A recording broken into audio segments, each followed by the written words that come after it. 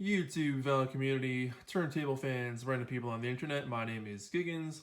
We're here today to change the stylus on my cartridge.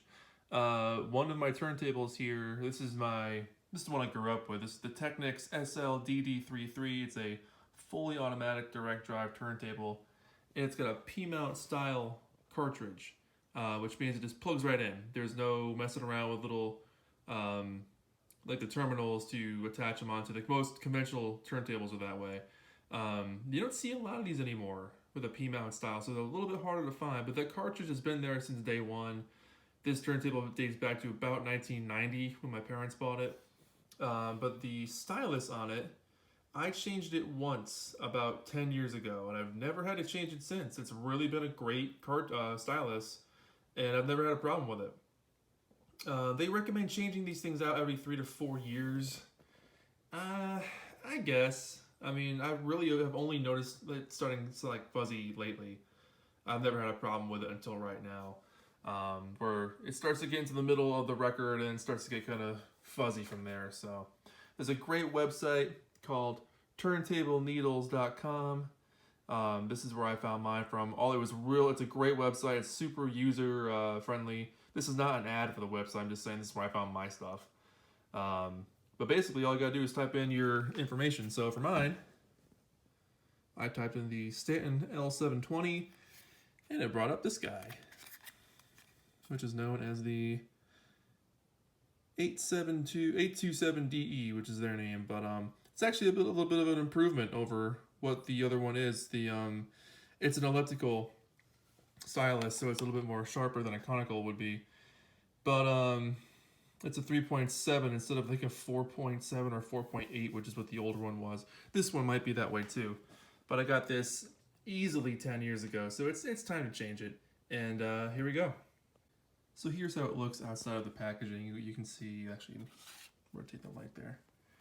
You can see it's got this long style mount that slides in, and here's the needle at the bottom here. Alright, so we're going to take off the old one here now and put the new one on. So this is how you do it. Hold on to the little lever here for the arm and very gently just wiggle this. I should probably hold up the cartridge here. And I'm going to turn power off because that sounds like a smart move. Wiggle it back and forth a little bit. Boink, slides right out. And let me just take a look at it. Yeah, it's dusty, of course, but it doesn't look too bad. But I can tell it probably needs to be changed, so I'm gonna just wipe off the dust a little bit. And let's just slide the new one on, which is just as simple as taking the old one off.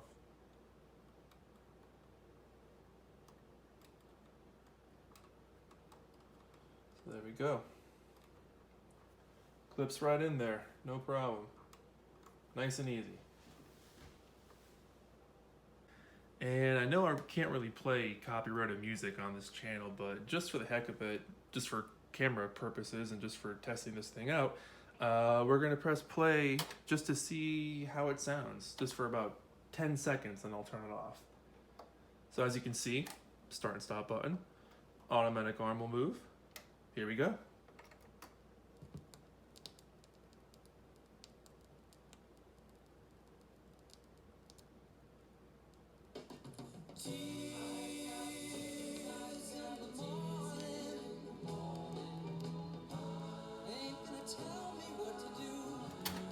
So instantly I can tell it's already a heck of a lot smoother.